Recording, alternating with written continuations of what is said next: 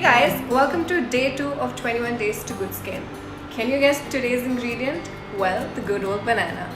Not only it helps in losing weight, treats amnesia, depression, great for your heart, it's excellent for your skin. What I do is I eat my banana but leave a little bit in the end, make a mash of it and apply it all over my face. It is a natural botox, it brightens your skin, it's great for your dark circles. So let's try it out today.